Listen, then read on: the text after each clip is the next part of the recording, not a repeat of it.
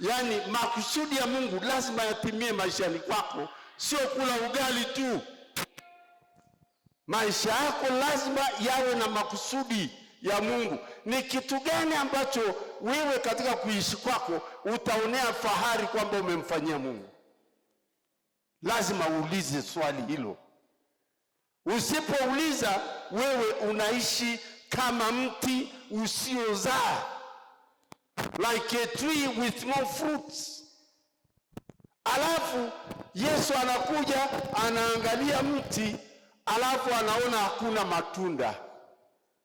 Anasema tangu leo hakuna mtu atakayekula matunda katika mti huu. Kila binadamu lazima azae matunda kwa ajili ya Mungu. Everybody lazima uishi kwa ajili ya Mungu, sio uishi kwa ajili yako na mambo yako. Wako watu walioishi kwa ajili yao, na baada ya maisha haya wakajutia.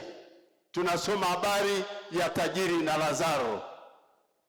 Tajiri na Lazaro, tuliona kwamba yule tajiri hakumjali Lazaro, hakujali watu wengine, hakujali mtu yeyote, hakujali kitu chochote, hakujali Mungu. Lakini baadaye maisha yalipoisha haya, aliona joto ya jiwe, mambo yakawa magumu. Akamlilia yule maskini Lazaro aweze kufanya nini?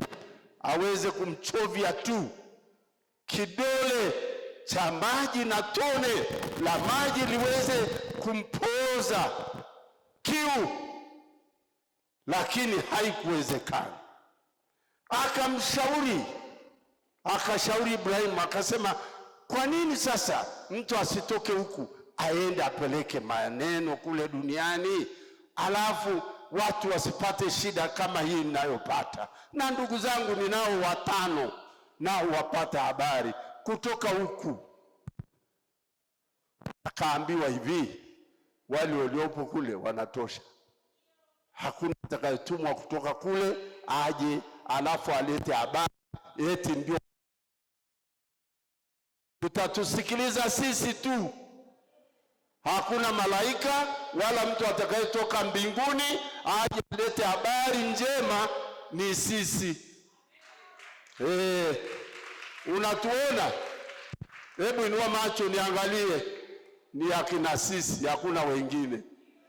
Ndio sisi tu tunaokuambia kwamba muabudu Mungu, mtolee Mungu, muombe Mungu, mpe Bwana nafasi yako, alafu utabarikiwa. Sisi ndio sisi.